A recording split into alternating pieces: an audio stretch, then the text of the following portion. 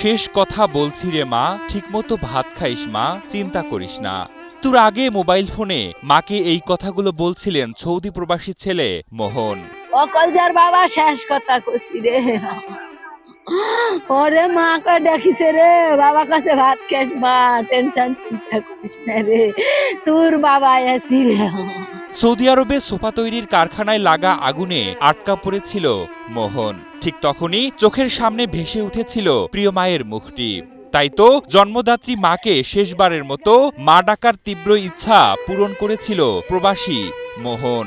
সোনার বাড়ি ঘর আছি রে বাবা, কি হয়ে গেল রে বাবা, আমার কে মা করে, আমার কে খবর নেবেন। তবে সন্তানের সাথে এই শেষ কথাটুকু এখন মায়ের বুকের ভেতর সবচেয়ে বড় কান্না হয়ে বাজছে।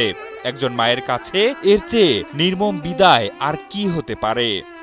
ও কইজার বাবা, আমি তো ধৈর্য নিয়ে পারছি না বাবা, আমি কিভাবে চলবো রে বাবা, বাবা তোর স্বপ্ন যে সব হারায় গেল রে, ও সোনার বাবা রে, বাবার সাথে কথা কর পারিনি রে। তবে দুর্ভাগা এ মা শুধু বড় ছেলে মোহনকেই হারাননি, একই সঙ্গে আরেক ছেলে সুমনকেও হারিয়েছেন সৌদির সোফা কারখানার ওই আগুনে। তাই তো দুই সন্তানের ছবির দিকে তাকিয়ে অঝরে কাঁদছেন এই জন্মদাত্রী। ও জাহানের জিনিস রে, তুমি কি করে হারায় গেল রে। যে দুই ভাইয়ের একই উঠানে শৈশব কেটেছে, বেড়ে উঠেছে তারা একসঙ্গে, স্বপ্নের বাড়ি নির্মাণে দূরপ্রবাসে কাজও করতেন একই সঙ্গে। কিন্তু কে জানতো প্রবাসের মাটিতেই অপেক্ষা করছে তাদের জীবনের শেষ অধ্যায়।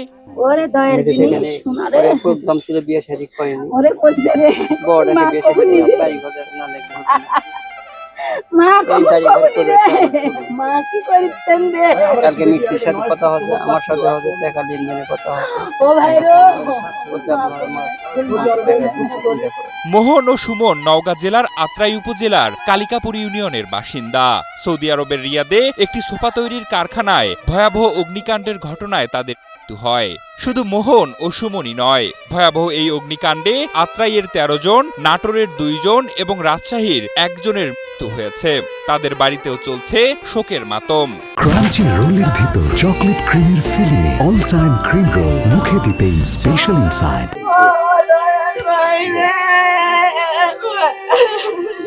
পরিবারের সচ্ছলতা ফেরানোর আশায় যারা পাড়ি জমিয়েছিলেন সৌদি আরবে, ভয়াবহ এই অগ্নিকাণ্ডে আজ তাদের ভাগ্যেই নেমে এলো নির্মমতা। প্রতিবেশী আর স্বজনদের দাবি দ্রুতই ফিরিয়ে আনা হোক দেহগুলো। এখনো কিছু করতে পারে নাই, দেনাপাতি করে দিছে, তার বড় বাপেরা চাচারা দিছে বা অন্য জায়গা থেকে লোন কিস্তির থেকে টাকা তুলে নিয়ে বিদেশে গেছে, ঋণপাতি কিছু শোধ করতে পারেনি। এ বিষয়ে আত্রাই উপজেলা নির্বাহী কর্মকর্তা মোহাম্মদ মনিরুজ্জামান জানান, এখন পর্যন্ত 10 যুবকের পরিচয় নিশ্চিত করা গেছে। নিহতের খবর মিলেছে আরও 3 জনের। দেহগুলো ফিরিয়ে আনতে সংশ্লিষ্ট দূতাবাসে কথা বলা হচ্ছে বলেও জানান এ কর্মকর্তা।